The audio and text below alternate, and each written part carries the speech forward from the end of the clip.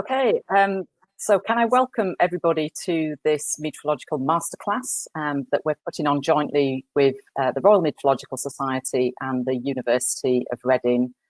I'm delighted that we're here today in a virtual setting to be able to launch this masterclass series, and I'll tell you a little bit about that series. I've got a little bit of admin to get through as well, and I'll hand you over to Andrew Charlton-Perez, who is also co-chairing this event. For those of you who don't know me, I'm Liz Bentley. I'm Chief Executive at the Royal Meteorological Society. So we're delighted that we've got this partnership. If we can move on to the next slide, I just wanted to say a little bit, obviously, around membership at the Royal Meteorological Society, an opportunity to become a member. There's some information here about the benefits of being a member, and at the bottom of that slide you can see a link to the website and an email address if you're interested in joining the society. The next slide goes into professional accreditation in meteorology, which is something the Royal Meteorological Society offers, and that's really, I guess, where this concept of the Met Masterclasses came from, in that to become a chartered meteorologist and a registered meteorologist and to maintain those schemes, you need to undertake continuing professional development. And we recognised there was a need from the community to deliver some of those CPD events, which effectively this masterclass is. And so we joined forces with the University of Reading to look at some of the gaps, some of the areas that we could potentially provide information as part of mini masterclasses, and that's where the concept came from. So if we move on to the next slide, just some very top tips on Demio. So if you've had any trouble joining or you're not able to use the full functionality of Demio, can I just suggest that you to probably leave and then rejoin using one of the browsers that you see here, Chrome, Firefox, Safari or Edge. Other browsers tend to have problems with Demio, so I recommend you use those if you've got any problems. And then you'll see an opportunity to try and make the PowerPoint slides a little bit bigger. So in the top right, you can use the two diagonal arrows, and that makes it a whole screen presentation. And you can also close the chat. So there's a right arrow with a vertical line. If you close that, it'll just make the PowerPoint presentation a little bit bigger. So I invite you to do that if you wish. You're all all your microphones are muted. So if you want to ask questions, I would encourage you to do so, and you type your questions into the chat. I can see a lot of you using chat at the moment just to say hello. But if you want to ask questions, please type them into the chat at any time during the presentation, and we'll pick up as many of these questions as we can as we go into the Q&A part of the session. So if we move on to the next slide, I just wanted to give you some information about the next two masterclasses that we're running in 2 weeks' time and 4 weeks' time. So Wednesday the 30th of September and Wednesday the 14th of October, again at 3 p.m. And you can see the titles of both of those masterclasses with different speakers for each. But I'm going to hand you over to Andrew, who's also co-chairing. He'll say a little bit more about this particular session and introduce our speaker for today. Thanks, Liz. It's so great to see so many people joining here, and it's great to see all those messages in the chat to see people joining from all over the world. It's really, I think, far beyond their expectations when we set about putting this series on. So for those of you I haven't had the chance to meet, my name's Andrew Charlton-Perez. And I'm the joint head of department of the Department of Meteorology at the University of Reading. I'm sure many of you know a lot about our department already, but for those of you who don't, we're one of the largest meteorology departments in the world.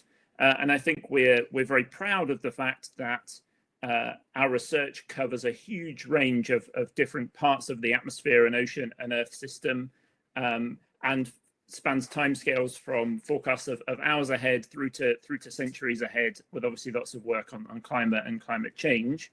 And I think we're increasingly understanding the importance of trying to make sure that some of that research has an outlet to people who can make real use of it in the real world. And so that's why we were very excited to join with Liz and the Royal Meteorological Society, who we have excellent partnerships with anyway, to try and deliver something a bit different to what we might be able to do normally, and might normally sit within the ARMA-S program. So we're really excited about this Masterclass series. Some of you may have filled in our survey that we sent when we were trying to design this series, and one of the messages that came back loud and clear from that survey was that a focus on winter storms for Europe was something that people would be very much keen to hear about. And so we've designed a program here as a sort of initial program here, looking at different aspects of storms. And you'll have seen the other two parts of this series that Liz put up. So I think you probably haven't come here to hear me, or you certainly haven't. So I think we should very quickly hand over to my colleague Helen Dacre. So I'm sure many of you will know Helen and know her work on NWP and on synoptic meteorology and storms. But of course, Helen, has many strings to her bow, and she also has done a great deal of work looking at the impacts of volcanic ash and the impacts of volcanic ash on aviation. And I think we were really delighted with Helen receiving the Fitzroy Prize of the Royal Meteorological Society this year. So I'll hand over to Helen, and I'll come back just at the end of the talk. Thanks very much.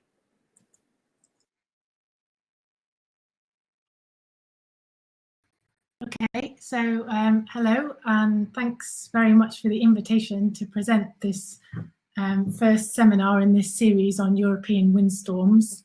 The focus of my seminar today will be on synoptic scale storms and NWP, so numerical weather prediction. As Andrew says, I'm a professor of meteorology at the University of Reading, and one of my research interests is the dynamics of extratropical cyclones. So by using observations and analysing model simulations, I aim to understand the different features which we observe in extratropical cyclones, and also to try and communicate any new scientific understanding in a simple and efficient way. So if this is successful, then this new understanding will eventually inform the numerical weather prediction that you all use on a daily basis. Now, this isn't a new challenge. It's one that's faced meteorologists for well over 100 years now. So for this reason, I'm going to start my presentation with a very brief historical review of synoptic meteorology, just to set the scene for some more recent developments, which I'm going to then describe in more detail. These are active areas of research at the University of Reading and other universities and institutions. So I'm going to focus on serial cyclone clustering. Then I'm going to talk about the link between atmospheric rivers and warm conveyor belts. And then finally, I will describe a mesoscale phenomena observed in extratropical cyclone sting jets. And then I'll conclude and we'll move on to the Q&A session. So to start with a historical review of synoptic meteorology. This started back in the 1920s when the Norwegian meteorologists in the Bergen School set out to understand the structure and the evolution of extratropical cyclones. They made use of the extensive telegraph network in Europe to track pressure, temperature and winds, and therefore to study the movement of extratropical cyclones on a continental scale. In the figure on the left-hand side, you can see the characteristic cold and warm fronts in blue and red that we're all familiar with today, although they were originally called the squall line and the steering line. You can also see in grey the location of clouds and precipitation located along those frontal features. Now, although in principle the Norwegian model was 3D, it was based almost exclusively on surface observations, and it wasn't until the 1940s that increased observations from kites and balloon-borne instrumentation confirmed the slope structure of those cold and warm fronts. They also discovered low tropopause heights, or troughs, as you can see in yellow on the figure on the left, which is behind the surface cyclone, which is shown in orange on the figure, which gives us the characteristic westward tilt with height, shown in green, that we observe in extratropical cyclones in their development phase. These upper air observations also allowed the pattern of divergence ahead of the upper level trough and convergence at low levels to be discovered, which is leading to ascent in the mid-troposphere. And what they discovered was that this ascent was largest in environments of high wind shear, so in baroclinic environments. And this really changed the picture in terms of cyclone evolution, from one where cyclones were perturbations to surface fronts to one where the cyclones developed via the interaction of these upper level features and the low level features. So in the 1950s, after the end of World War II, there was increased availability of worldwide observations, and this allowed mean sea level pressure charts to be analysed on a daily basis, which allowed cyclone climatologies to be developed. So the figure on the left shows the frequency of extratropical cyclones in the northern hemisphere. And what was discovered was that extratropical cyclones don't occur uniformly everywhere in the northern hemisphere, but they have preferred locations of cyclogenesis. So I've just picked out the storm tracks in the Pacific and the North Atlantic and the Mediterranean there.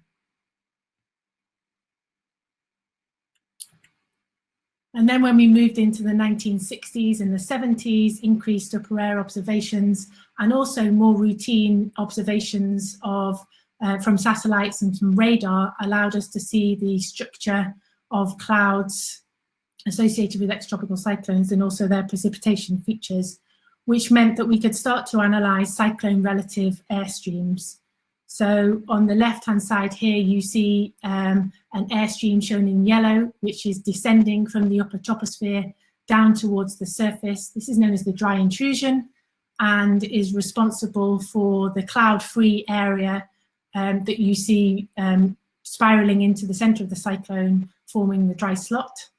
Another cyclone airstream that was discovered was a warm, moist airflow, which is found in the warm sector ahead of the cold front, rising up over the warm front. So this is known as the warm conveyor belt, and that's responsible for the formation of the cloud head, which wraps around the cyclone centre, and the anticyclonic turning branch forms the cloud shield, which you can see in the satellite image in the top right.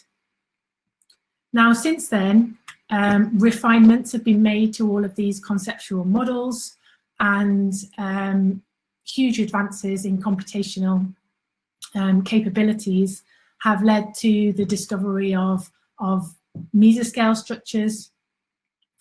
Now, I can't talk about all of these advancements in the next half an hour or so, so I've chosen 3 that I'm going to describe in more detail, which are active areas of research. I'm going to talk about cyclone clustering, and then I'm going to talk about atmospheric rivers, and then finally I'll talk about sting jets.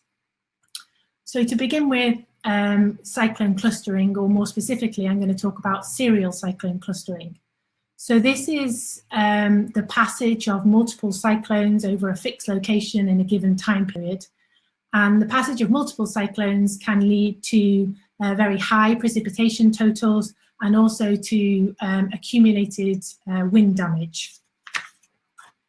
So just as an example, in the winter of 2013-14, the British Isles experienced a total of 57 cyclones passing over, which led to widespread coastal and inland flooding. And it's estimated it cost the insurance industry in excess of $3 billion US. Now, these sequences of cyclones have been studied for a long time. Back in the 1920s, the Norwegian meteorologists studied the evolution of cyclone families. So they described the formation of multiple cyclones forming on the same front between cold and warm air masses. So what you can see in the figure is what's known as the primary cyclone, so that's cyclone A, and then subsequent cyclones, so that's B, C, and D, forming on the trailing cold fronts of a pre-existing cyclone over a period of a few days to a week. Cyclone clustering has received renewed interest over the last decade, mainly driven by the insurance industry, who are interested in the associated accumulated insured losses. So to understand when this occurs, why this occurs. So the advances in computational power that we've seen have allowed us now to analyze long reanalysis data sets. So we can track the position of cyclones in these long data sets and produce climatologies of extratropical cyclone clustering.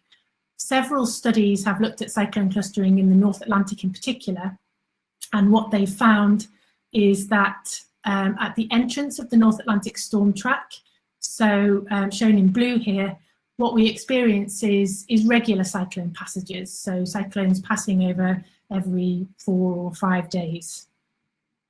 However, on the flanks of the North Atlantic storm track and also in the exit region, we experience more clustered cyclone activity. So that's cyclones coming across in groups of 2 or 3 or 4 or even more. So close to Europe, we experience cyclones that are coming through in groups. And this is probably a well-known feature for those of you who are using NWP on a daily basis. So next we want to understand when does this cyclone clustering occur. So there are several factors which have been associated with periods of cyclone clustering. So the factors really, the importance of the factors really depend on the timescales of interest. If we're interested on clustering occurring on daily timescales, so the kind of clustering associated with cyclone families, then this has been shown to be associated with the jet stream position and its position as constrained by the amplification of upper level waves in a process known as Rossby wave breaking. So particularly in the British Isles, shown by the green dot, if you can see it there, we tend to experience periods of cyclone clustering when the upper level jet is zonally orientated and extended over Western Europe. This occurs when we have Rossby wave breaking on both the north and the southern flanks of the jet stream. If Rossby wave breaking to the south of the jet dominates, then typically the jet stream becomes more tilted and we experience increased clustering in the Norwegian Sea, so near the purple dot in the figure. And then conversely, if cyclonic Rossby wave breaking to the north of the jet is dominant, then the jet stream position is more southerly and we experience higher amounts of cyclone clustering in the Bay of Biscay, so where the cyan dot is. So what we can see from this is that a persistent jet location leads to multiple cyclones passing over the same location and hence cyclone clustering. If we're interested on longer timescales, so seasonal to interannual timescales, then active or inactive seasons with respect to the number of cyclones has been shown to be linked to large-scale patterns and in particular the persistence of large-scale patterns. So if we just focus on the North Atlantic, then the North Atlantic Oscillation describes the gradient in pressure between the Azores and Iceland. A positive NAO index leads to increased frequency of cyclones in the northeastern part of the North Atlantic, so shown in the green area with the positive sign in it. And a negative NAO index leads to an increased frequency of cyclones in the southeastern part of the North Atlantic, so the green region with the negative symbol in it. So phase shifts in the NAO determine the location of cyclones, which means that persistence in the phase of the NAO leads to seasons which have more or less cyclones and hence are clustered, just like the 2013-2014 season. We also want to understand why cyclones cluster, as well as where and when. The cyclone clustering occurs because of the two-way interaction between the large-scale patterns and the synoptic scale associated with individual cyclones. So we know that frontal waves, as you can see here at the surface, cyclones A, B, and C, are often initiated or strengthened by diabatic processes, so moist processes occurring at low levels. These low-level waves can interact with upper-level features and amplify, leading to Rossby wave breaking. So generally, the largest Rossby wave breaking event is associated with the primary cyclone, so that's cyclone A in this schematic. And that can set up the environments for subsequent cyclones, so cyclones B and C. Now, these subsequent cyclones can then interact with the upper levels and lead to subsequent Rossby wave breaking, and hence a kind of feedback effect where the jet location remains in the same position. However, I will say that more research really is needed to understand the interaction of processes occurring on these different scales. So what does this mean for NWP? Well, it means that predicting clustering either on daily or seasonal timescales is quite difficult due to the interaction of the scales. If diabatic heating and moist processes are poorly resolved in NWP models, then this is going to affect the ability to predict their development, cyclogenesis, which can lead to poor predictions of cyclone clustering on the daily timescales. And then active or trying to predict active or inactive seasons really depends on our ability to predict these teleconnection indices for seasonal forecasts, which currently we don't have much skill, but I would say that definitely there's signs of improvement to seasonal prediction. So maybe in the future we'll be able to do a better job at predicting cyclone clustering on a seasonal timescale too. Okay. So the next topic that I'd like to talk about is moisture transport by extratropical cyclones. And in particular, I'm going to focus on a question that I guess asked a lot, which is what is the relationship between atmospheric rivers and warm conveyor belts?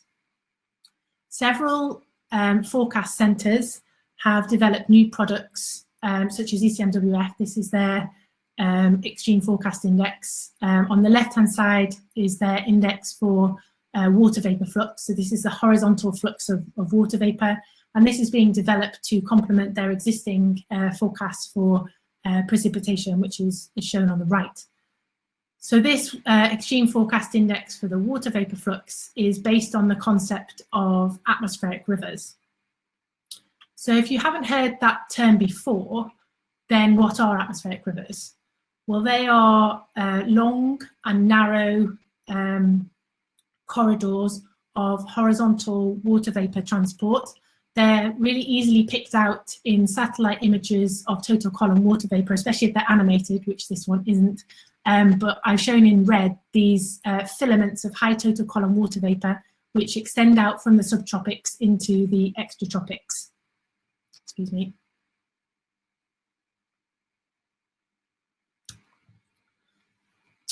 Typically, they're located in the warm sector of extratropical cyclones, as you can see on the figure in the bottom right, ahead of the cold front,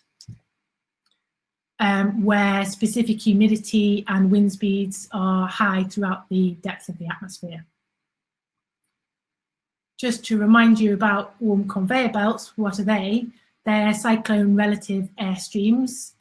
They're also found ahead of the cold front in the warm sector of extratropical cyclones, ascending along vertically sloping isentropic surfaces. Typically, they're identified using cyclone relative streamlines on a warm, moist, wet ball potential temperature surface.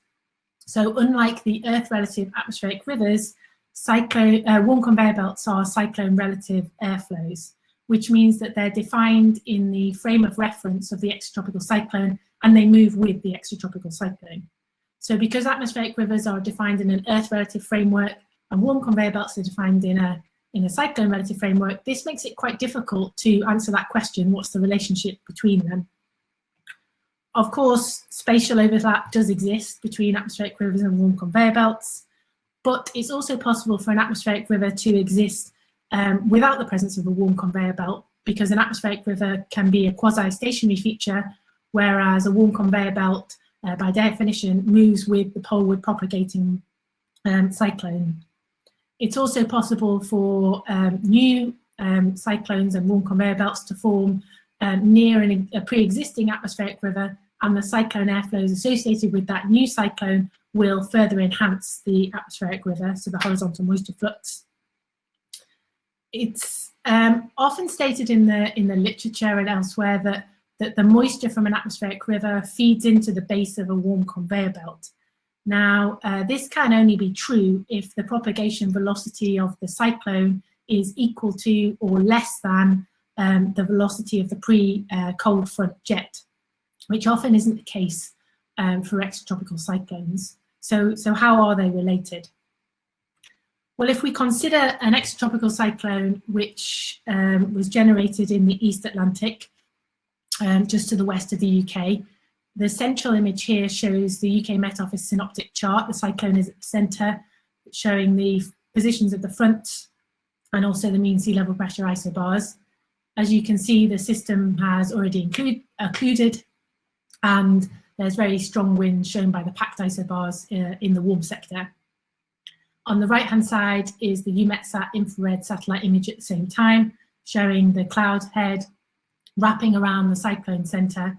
And then on the left-hand side is total column water vapour from the ECMWF era interim reanalysis, which shows high values of total column water vapour in a filament just ahead of the cold front, as we saw from the satellite image. Next, we're going to look at winds on isentropic surfaces. So the central image shows Earth relative winds on the 285 Kelvin potential temperature surface. The coloured contours show the height of that surface in pressure. So that surface is within the boundary layer, within the warm sector, down at 1,000 hectopascals, and then slopes vertically upwards to 600 hectopascals, rising up over the cold and the warm fronts. The arrows show the wind velocity on that surface. So as you can see highlighted with the big blue arrow, there's a pre-cold front jet. The air in the warm sector is very moist, so combining the moist air with this strong winds results in high vertically integrated water vapour transport, which is what you can see in the left-hand image. So this is the atmospheric river, which I talked about earlier. Now, if you want to identify the cyclone relative winds, then we need to subtract off the propagation velocity of the cyclone. In this case, the cyclone is moving with the propagation direction and velocity, which is similar to that of the pre-cold front jet. So if we subtract off the propagation velocity from the Earth relative winds, we get the cyclone relative winds, which are shown on the right-hand image. If we focus on the low-level flow in the warm sector, which I've highlighted with the green arrows, we can see that initially this flow is perpendicular to the cold front. Then as the airflow reaches the cold front, it splits into two. One branch turns cyclonically towards the cyclone centre and provides moisture to the base of the warm conveyor belt. The other branch turns anticyclonically away from the cyclone centre. So moisture which is accumulated at the cold front in this anticyclonic branch effectively is exported from the cyclone, or you can think of it as being left behind as the cyclone moves polewards. So this branch is responsible for the filament of high total column water vapour, which marks the footprint of where the cyclone has been. So the link between the atmospheric river and the warm conveyor belt is via this low-level moist airflow in the warm sector known as the feeder airstream. The leading edge of the atmospheric river, which is represented as light blue in this schematic, is part of the cyclonic branch of that feeder airstream, and that is responsible for providing the moisture to the base of the warm conveyor belt. The part of the atmospheric river which extends along the cold front away from the cyclone is part of the anticyclonic branch of the feeder airstream, and that's responsible for the formation of this filament of high total column water vapour, which is left behind by the cyclone.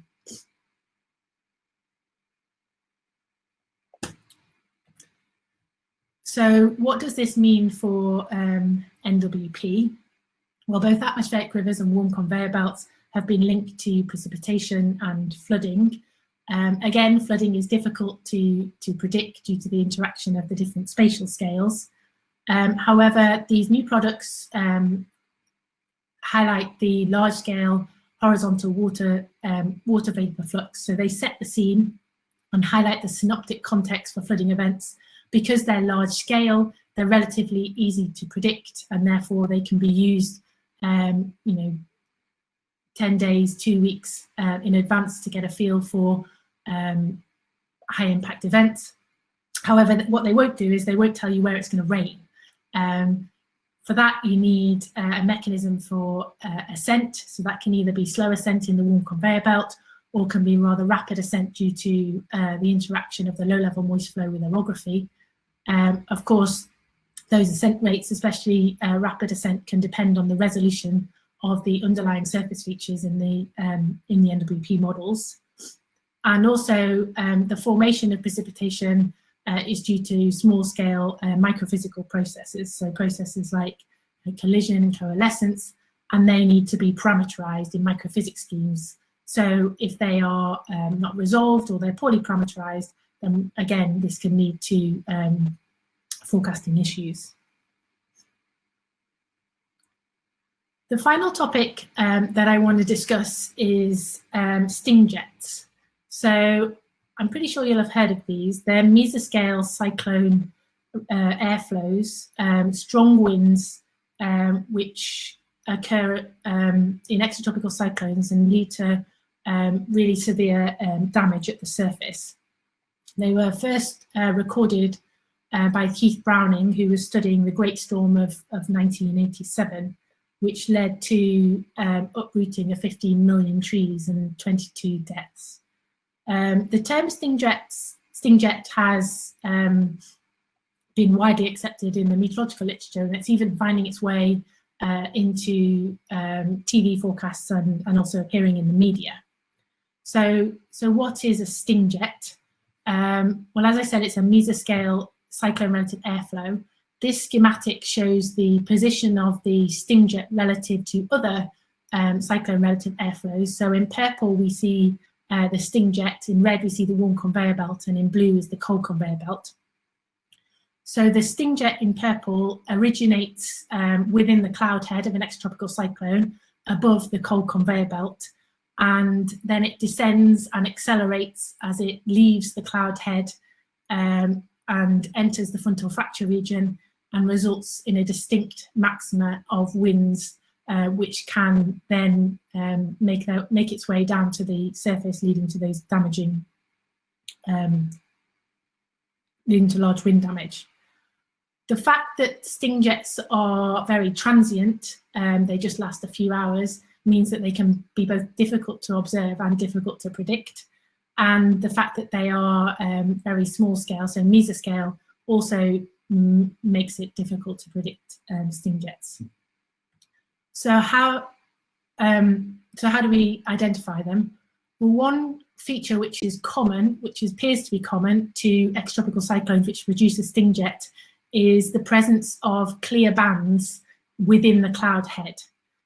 So this is thought to be responsible, to be caused by slantwise circulations, which may be the result of the release of conditional symmetric instability, although other mechanisms have been proposed.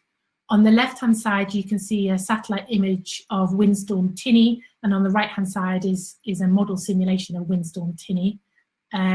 In green on the right-hand side, you can see the indication of the banding within the cloud head.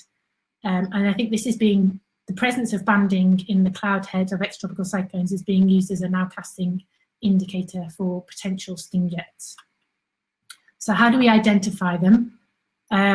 Well, we can distinguish the strong winds of a sting jet from the other airflows by looking for distinct maxima in the frontal fracture region at the tip of the cloud head. So on the left-hand side, we have a conceptual model showing the evolution of the jets associated with the cyclones, and I've highlighted in red the position of the sting jet. So you can see that it's ahead of that cloud feature which wraps around the cyclone center, and in the frontal fracture region, which is the region between the cold front and the bent back warm front, where the temperature gradient is slack. On the right hand side, I'm showing you a model output of windstorm Tinny. As you would expect for a case study, it's much messier than the conceptual diagram. However, because we know what we're looking for, we can pick out the sting jet feature. So the red contours show the wet ball potential temperature, and I've just roughly overlaid the position of the cold front and the bent back warm front. The stippled, which you might not be able to make out, shows the position of the clouds, which are wrapping around the cyclone center, and then the filled contours show the wind speed. So what we can see here is a distinct region of high winds occurring in the frontal fracture region between the cold front and the warm front. It's outside of the cloud head region. So this is the location of the sting jet. Next, I'm going to show you a vertical cross-section taken through these wind speed maxima, so along the transect C to D, if you can see it on that right-hand image. So the vertical cross-section shows the same fields. This time the winds are in green shading, and I've again put on the position of the cold and the warm fronts. So there in the middle, we've got the distinct region of high winds. So the sting jet between the cold front and the warm front in this frontal fracture region. The dashed lines show descent. So we can identify this airflow as a descending airflow. It's outside of the cloud, which is shown in stippled, so it's dry. And we can distinguish it from the cold conveyor belt jet, which is behind the warm front and remains within the cloud head, and the warm conveyor belt jet, which is rather weak in this image, but is ahead of the cold front and also in a region of cloud. So on the left-hand side, we have the conceptual image, and the right-hand side is the model simulation, which matches up pretty well with what we're expecting to see. Finally, if we've got the tools, then we can perform back trajectories from these wind speed maxima. So that's what I'm showing here. In green are back trajectories from the wind speed maxima associated with the sting jet, showing the height in pressure and also the relative humidity in colours. So the sting jet is seen descending as it emerges from the cloud head and drying. And this is very distinct from the cold conveyor belt airflow, which is shown in blue, which is travelling rather horizontally and is also moist because it's remaining within the cloud head. So what does this mean for numerical weather prediction? Well, sting jets are very transient features. They can often cause damage. That's the first observation that we have of the sting jet, which means that data assimilation isn't necessarily appropriate for these very transient features. As I said, the banding in the cloud head may provide some early indications and advanced warning of the capability of these extratropical cyclones to produce damaging winds at the surface. The fact that they're mesoscale is also a problem because you need both high horizontal and vertical resolution in order to resolve them, because they are slantwise circulations. This means that reanalysis products and some global models won't resolve sting jet features. However, really high resolution limited area models like the UK Met Office UKV model can identify sting jets as being used for early warning. High resolution is also necessary to resolve the mechanisms which are responsible for the formation of the sting jet. Several mechanisms have been proposed.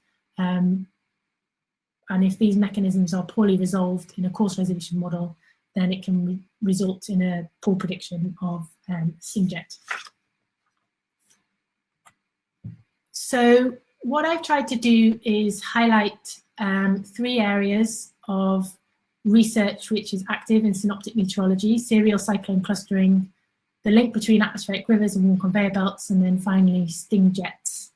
I've tried to give you an idea about the kind of research that I do and my colleagues do, developing conceptual models to try and understand the different features within extratropical cyclones. We do this for several reasons.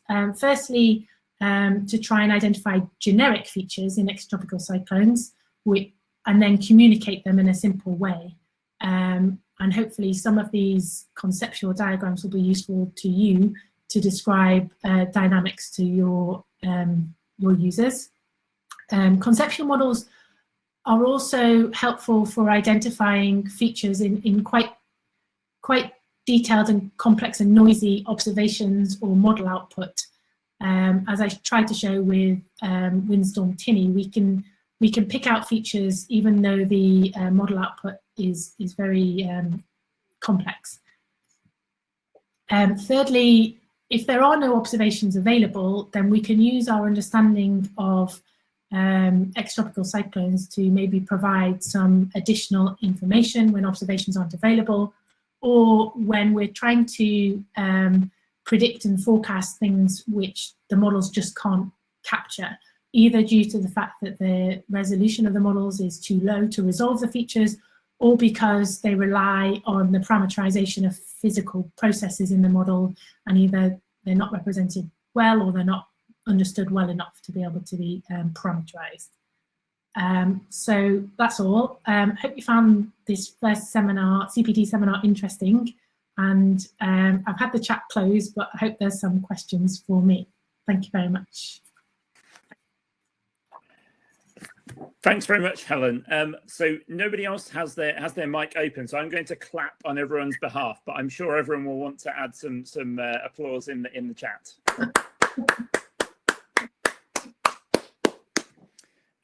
So yeah, I think that was really excellent, Helen. Thank you very much. And we've already had lots of discussion in the chat about the way that you showed some of those ideas, the conceptual models that you introduced.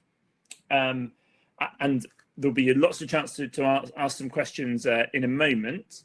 But one of the things that we wanted to do with these CPD sessions, obviously, was ensure that there was an opportunity for people who might use this information to respond to the talks that my colleagues are giving. So I'm going to pass over to Liz just to invite some responses to the talk.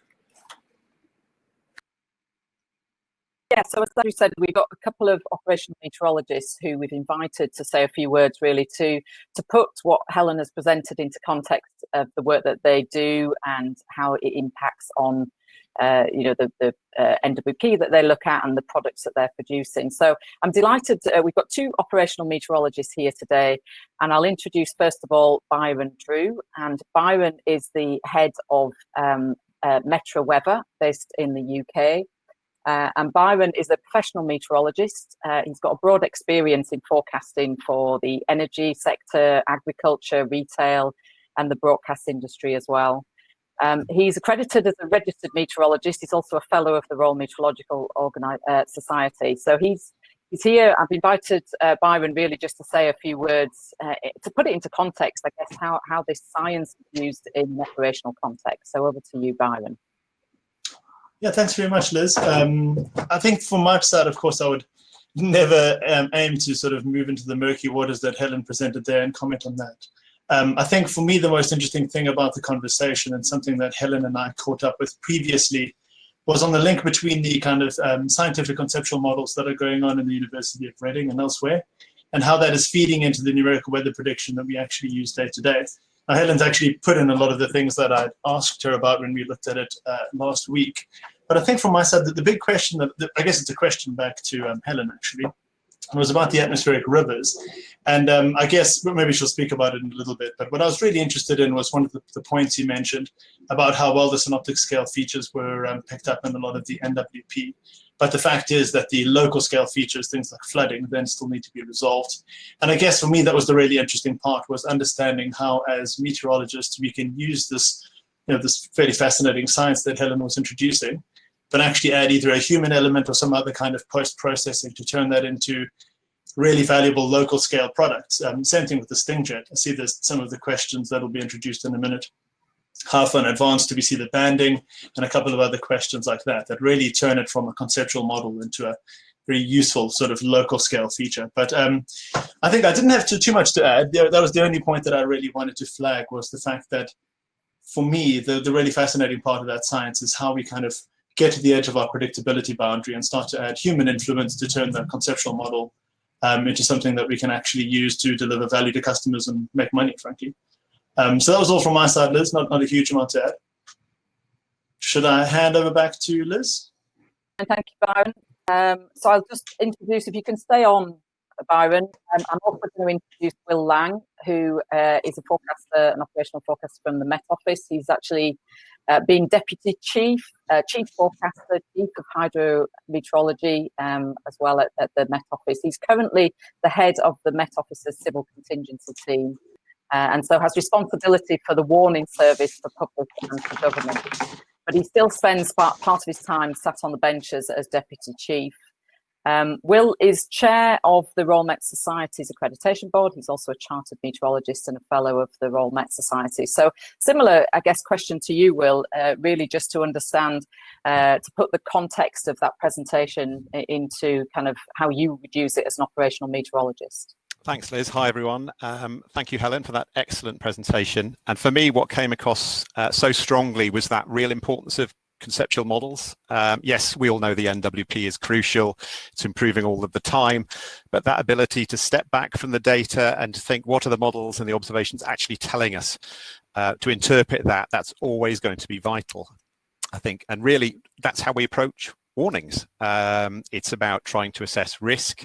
It's taking an ingredients-based approach where we have a mental checklist of all the different conceptual models at each stage in the life cycle of one of these systems, or a series of these systems even. And it's all about creating that story, controlling that story and the messaging around it, including the levels of uncertainty. And actually, I think from those conceptual models that Helen mentioned, I'd probably use most of them on the bench, and probably, most of them during a single event at times. Just as an example, we might start off over a week ahead before a potential storm and consider the overall synoptic regime we're working in from amongst the models, from the ensembles, for example. And then we can start to identify which are those that breed the storms that affect the UK. And it's those clustering periods that we're looking at.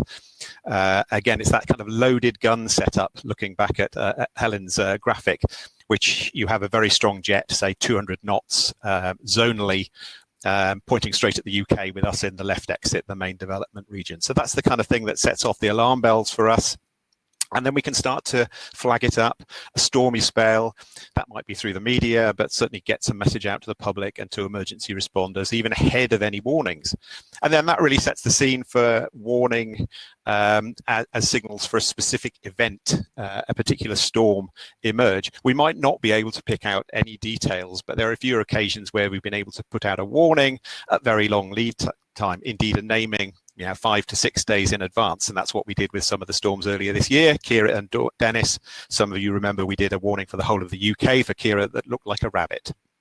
But there was some theory behind that. It was about getting the message out early and then pinning it down. So then we try to assertively manage that understanding of uncertainty as we get closer towards the event, thinking, what more can we say? What more detail do we know? Where's it going to affect? When? What's going to happen? And again, it's conceptual models. We're looking at the type of development. What type of system is it going to be? Is it going to be one that is primarily based around wind? Is rain going to be the major factor? Which of those is going to be the biggest problem? Usually it's one or the other, but sometimes it can be both. And also at each stage, what can go wrong, really? And then, a couple of days before, we'll be adding detail to the warnings, maybe adding some amber warnings and possibly even red warnings closer to it. And that means pinning down the areas most affected, top speeds, rain amounts, and most importantly, impacts, what's going to happen or potentially happen. And then even as the models start to converge at short lead times and the storm starts to actually develop and run towards us, we keep thinking, is this going to plan? What do I know about the models what do I know about that the models don't? And again, we're applying conceptual models all of the time. And that really helps us have some control and feel in control in this very data-heavy forecasting world that we live in these days. So my question back to everyone really is we are applying understanding at all stages in that evolution and the life cycle, from the precursors to the development to the impacts on the UK. But where do we think the gaps in our capability are? Where do we think the gaps in our understanding, and where do we need to refine those conceptual models further?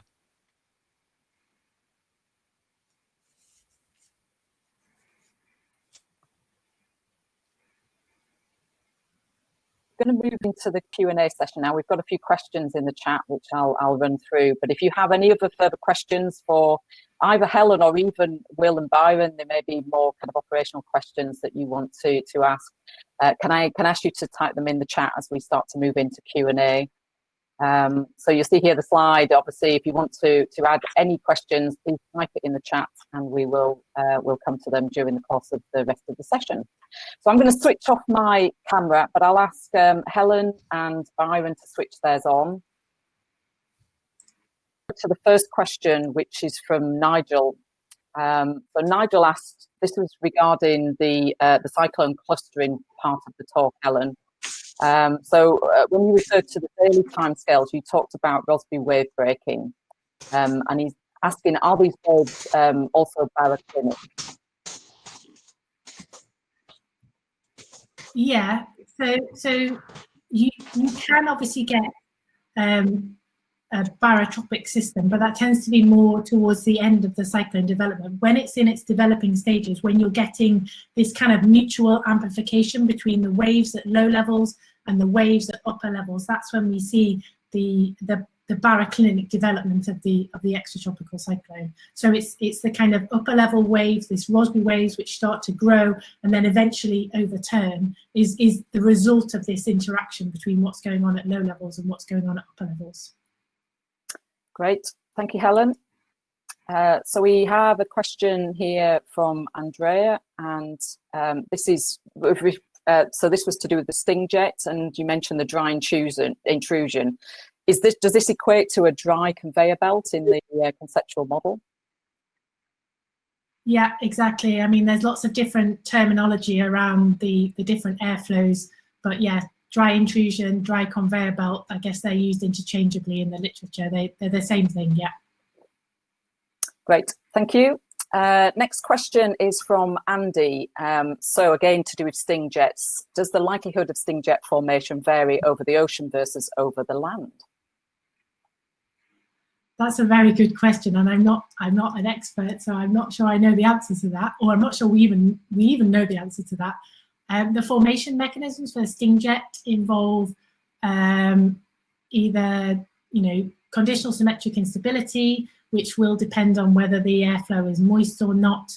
But as far as I'm aware, when the real challenge here is not necessarily the formation of the sting jet, it's whether those high winds can penetrate down through the boundary layer and reach the surface. Sometimes the sting jet can be there in an extratropical cyclone, but it's almost prevented from getting through the inversion at the top of the boundary layer, and therefore it exists and there's very strong winds, but they're not causing damage at the surface.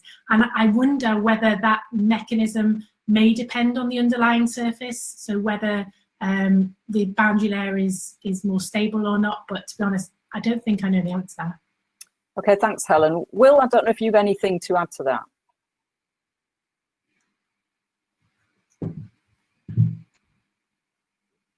You're on mute. Hello? Yeah, no, my feeling is that it's not a big part of it, given the sort of upper level dynamics dominate in this situation, really. They will be more frequent over the sea because there's more sea than land in the areas where these things develop. So it might just be statistics in terms of that.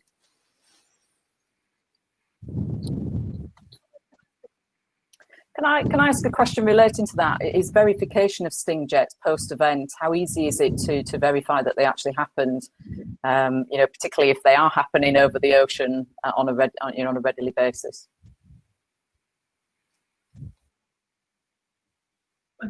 I can try and answer that. I mean, they're very difficult. Of course, our best observations are over land, so we have to rely on the sting jet occurring at exactly the time when it passes over some good surface observation sites.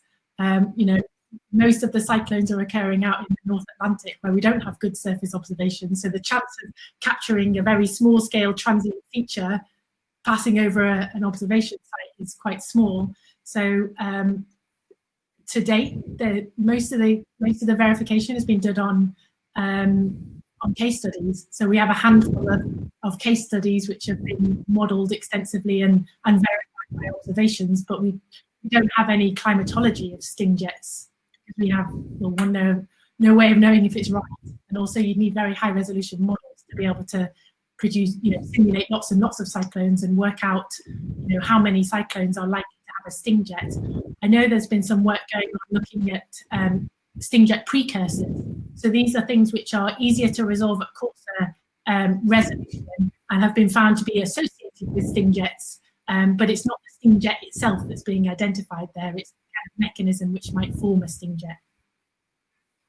Great, thank you. So there's a question which I guess may just follow on slightly from that, from Lewis, which is, what triggers the sting jet? You've kind of just, touched on some of the things that can lead to that, but maybe you could just give us an overview of what the trigger mechanisms are.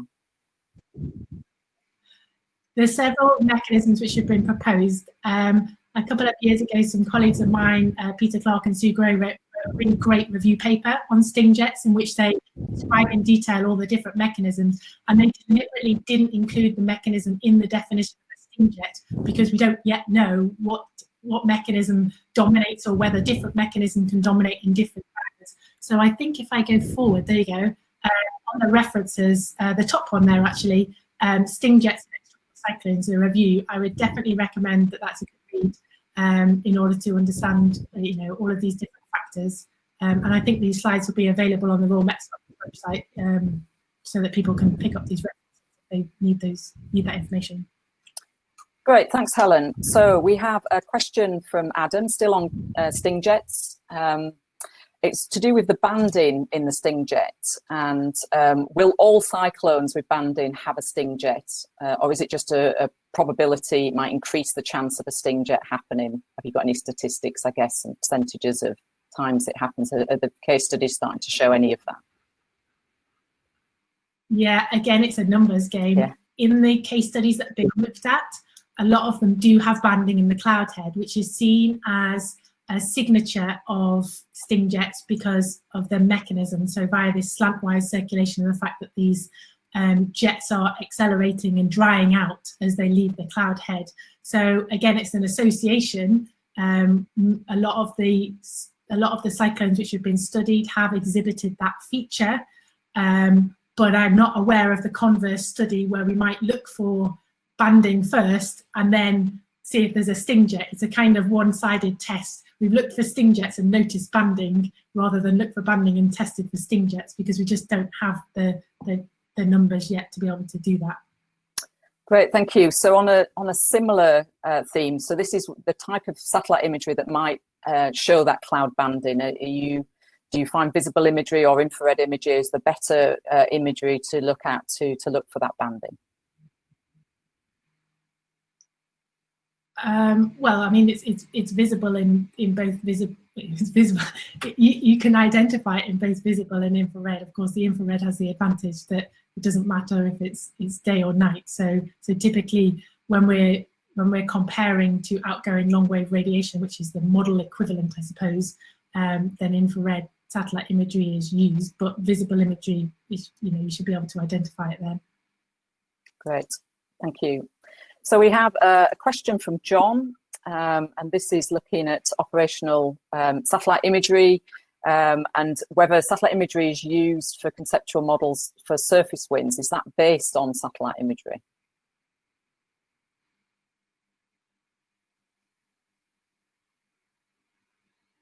So it says, since I'm just reading the operational question. meteorologists often only have satellite imagery, are there conceptual models for surface winds based on satellite imagery? Oh, not that I'm aware of, because the satellite imagery will tell you where the clouds are. I guess this question comes from the relationship with the sting jets. You know, you can use the conceptual imagery. You know, there's going to be you know, winds associated with a warm conveyor belt. So on the bottom right-hand side image on the slide, you can see those ellipses. So they show the position of the strong winds associated with those different jets. And of course, the warm conveyor belt is moist, and therefore in a satellite image it will be cloudy. So you would expect to see strong winds below that cloud band, which is parallel to the cold front. But yeah, I'm not sure if I can go further than that. Okay, thank you. So we have a question here from Dominic. What's the maximum surface area that the sting jet can affect over land?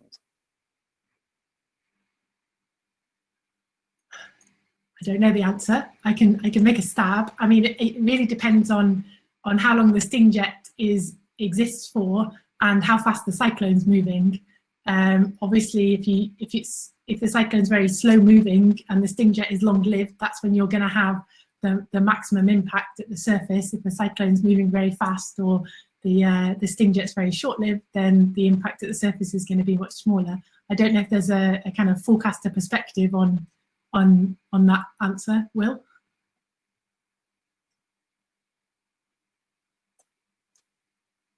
You're on mute. Still on mute. Hello. Yeah, so I just what you said there, Helen. It's that area which is affecting at a certain time, which I guess will be of the order of a few square kilometers or less, but then tracking that forward over the life cycle of the sting jet over, you know, I guess 3 hours or so. So you just get a relatively thin ribbon, I guess, potentially affected, which is why it's difficult to actually pick up evidence and impacts from them.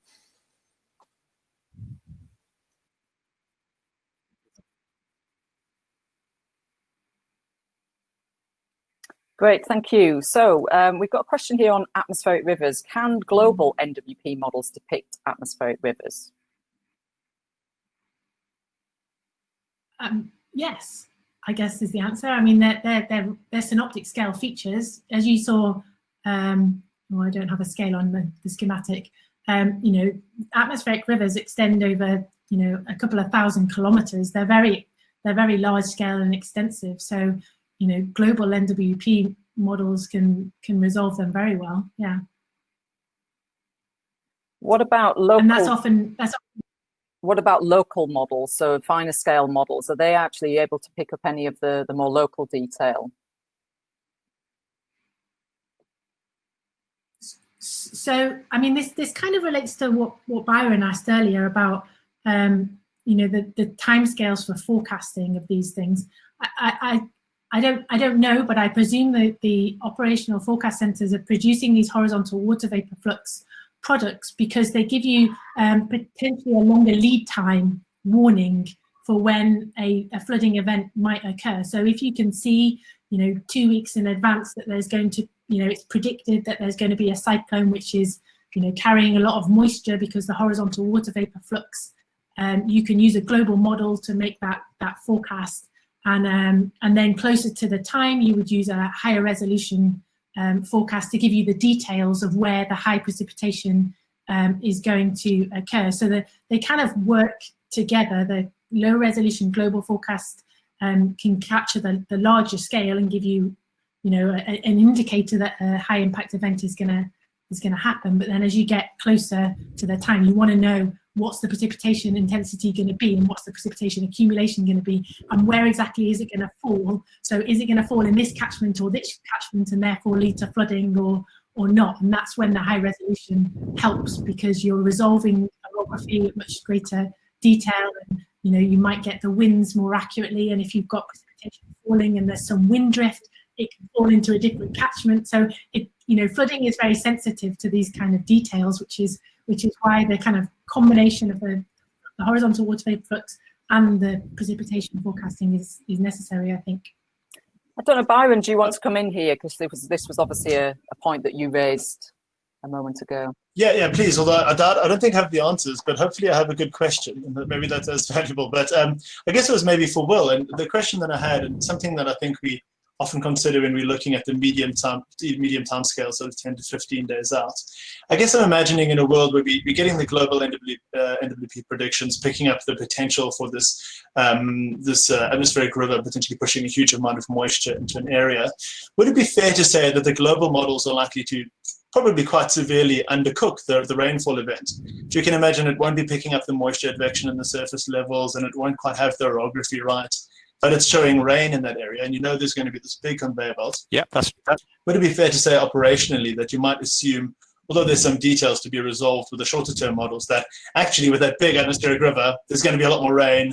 You've got to really start upping these things because it's going to be undercooking it, even just with the ensemble spread and then the low level advection and orography. Would that be fair to say? Yeah, I mean, it certainly used to be the case that we used to apply a healthy fudge factor to the. Will, I don't know if you want to come back on that. Can you hear me now? I was going to agree with you, Byron. We used to apply a healthy fudge factor, Yeah. I think, to the global model rainfall estimates because we knew that it wasn't capturing the orography. And I think the orography is all important. It's been a big step forward in recent years when we've been running out high resolution models to long lead times, say, 5-6 days ahead. It's made our long period rainfall estimation a lot better, and our warnings much better as well.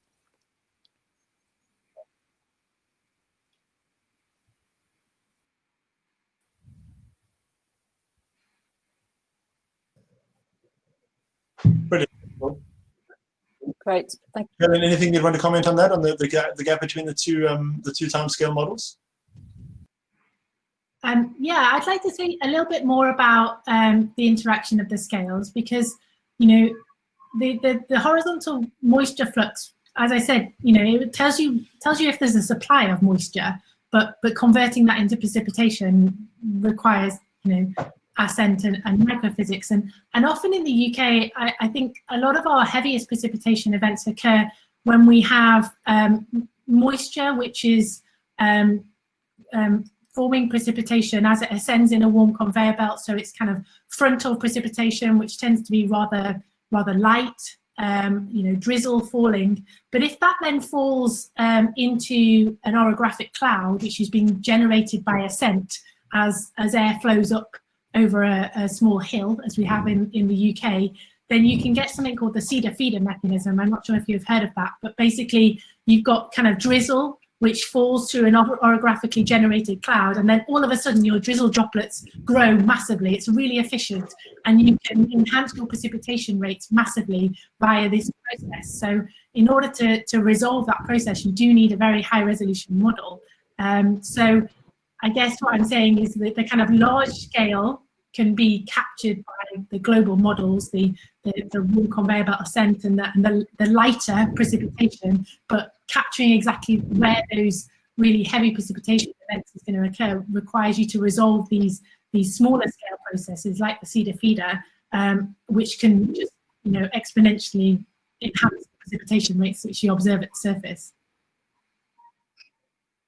Excellent, thanks. So a question just leading on from that from Michael. So considering gaps in knowledge, can current global and local NWP models forecast both 3D spatial, both in size and shape, wind characteristics and timescale of formation of all of the three things that you've talked about today? So sting jets, warm conveyor belts and atmospheric rivers.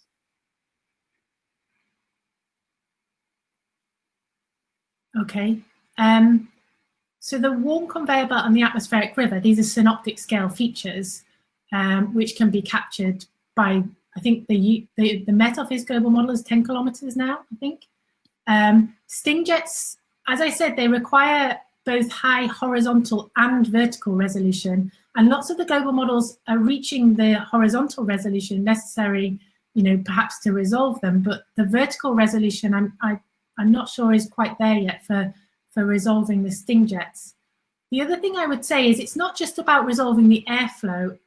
It's often about the parameterization of the diabatic processes within these airflows, which are really important. So although you might be able to resolve a warm conveyor belt, if you're not representing the physics well via a parameterization process in your global model, then you're not necessarily going to see that outflow region of the warm conveyor belt. So I know there's some research which is looking at the predictability of ridge formation ahead of extratropical cyclones, and they've shown that the amplitude of the ridge, which is influenced by diabatic processes in the warm conveyor belt, is often underestimated in lower resolution models. So although you might get the airflow, the kind of the impact of that airflow on the larger scale can depend on very small scale processes. So I guess the answer is yes and no. Great, thank you. Will, I don't know if you have anything to add to that, just from your own kind of observations of these things as an operational meteorologist.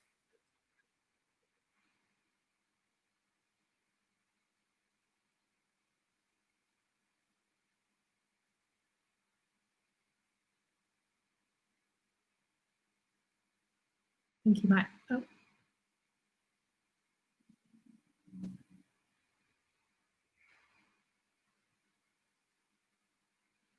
I'll just give him a minute. He might be just unmuting.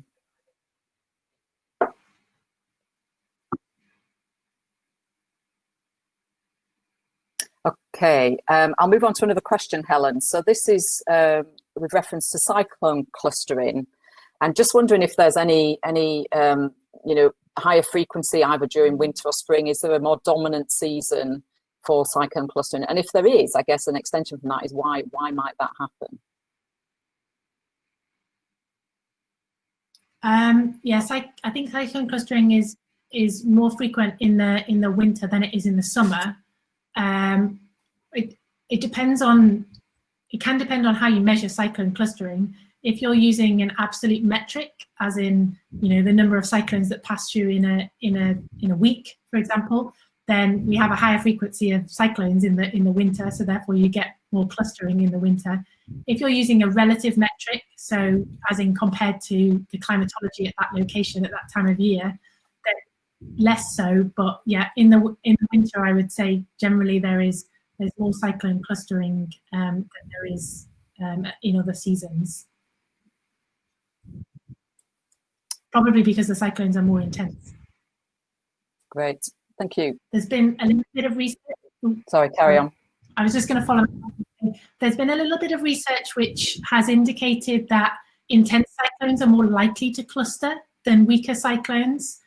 There's, you know, I'm talking about a handful of studies, so I guess there's more work to be done to confirm that. But yeah, there's been some indication. If you can remember, Lothar and Martin, two really strong systems, one after another, and other examples. So there's some idea that maybe strong systems might kick off Rossby wave breaking, which set up the environment for a cluster or a cyclone family to occur. But I'm you know, it's an active area of research. We don't know what the answer is yet, I'm afraid. Great. Okay, so we had a question from Liz. This is on sting jets and relating to the banding and whether they're just coincident or does banding happen in advance, and how far in advance would banding happen before the sting jet actually penetrates down to lower levels?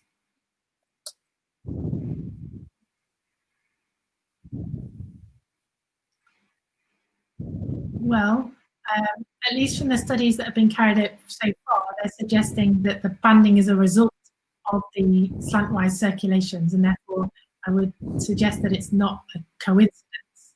It's a direct result of the release of the instabilities in the cloud head. Does it happen in advance?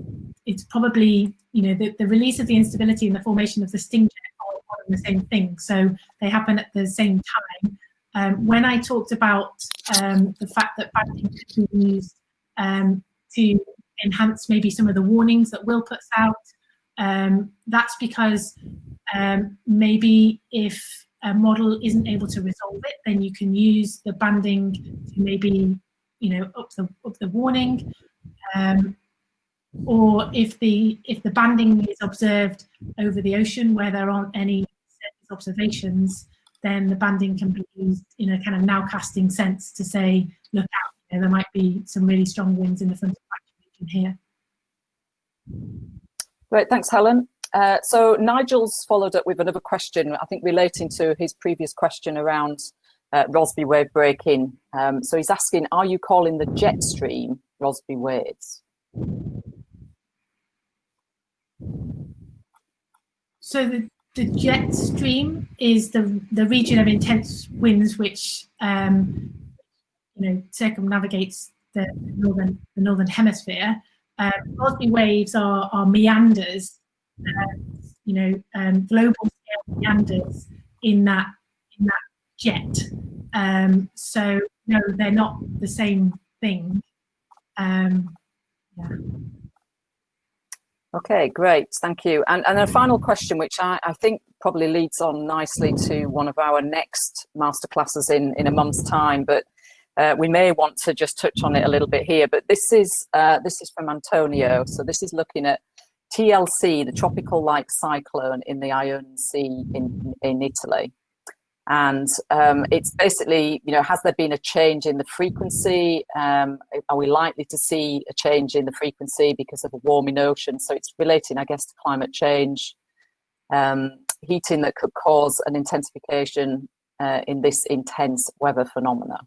And it is a nice plug, actually, for one of the future Met masterclasses in a month's time, because we'll be looking at the impact of climate change is having on cyclone systems, winter storms, and so forth. But I don't know if Helen, if you've any thoughts or any response to this question here on today's masterclass. No, haven't been following the evolution of this particular cyclone. There's quite a lot in the literature on a phenomena known as medicanes, which are, as it says there, tropical-like cyclones which form in the extratropics. They're very heavily dominated by diabatic processes and convection. I'm not aware, but there probably is literature on how these kind of features are going to change or predicted to change in the future because of warming sea surface temperatures. So yeah, I mean, I don't know if Len's going to talk about that, but it'd be nice. It'd be a nice question to put to him. Yeah, I think we'll keep that question, but I don't know, Will, have you been keeping an eye on this? I think there is a potential tropical cyclone developing in the Mediterranean in the forecast. I don't know if you've any knowledge of that or any input into that discussion. My team's been looking at that today. Actually, we've been briefing British government because there's humanitarian consequences for on the news. So interested in anything to do with the Mediterranean. I missed what Helen said, but I guess you were saying that it's effectively a medicane, what they call it. So it's something slightly different to what we've been discussing today. It is closer to a hurricane or even a polar low, something like that. So it's a different set of conceptual models, and it is related to sea temperatures. So I don't know what the prospects are for there being more of them in the future, but with warming seas, I guess you can draw your own conclusions.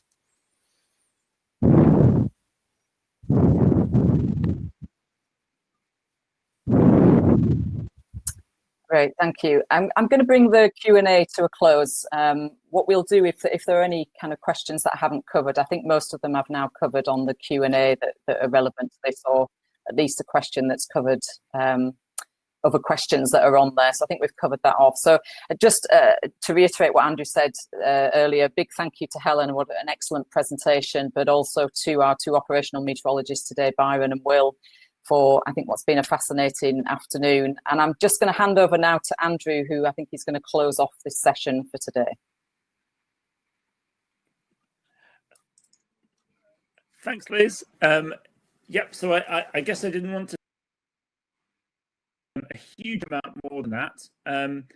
Just really to highlight that this is, this whole masterclass series and the work on CPD is something that we're really thinking about extending into the future beyond the three masterclasses that we currently have planned. And thank you very much to everyone who came along today. But we would really like to hear from all of you your thoughts on what you've heard, and also what kinds of areas you might like to cover in the future, what will be most useful for you in your jobs. So we will be sending you a survey with some questions, as you might expect. But we're very keen to hear from you if you have other thoughts on how we might take this series forward into the future. And in particular, something that we have been discussing is whether there is an important networking aspect here. For obviously there are many people here from different industries, different organizations, and so understanding the extent to which we might include some of that in future masterclasses is very important to us, be that in person or online. So thank you very much for coming along today, and I hope that we will see many of you at our next masterclass, which is 2 weeks from today, and I think that one is the one that will be led by my colleague Glenn Chaffrey on the impact of climate change on winter storms. So it's a really good link to some of the questions that we've just had. So thank you very much. Enjoy the evening, and hopefully see you in a couple of weeks. Goodbye.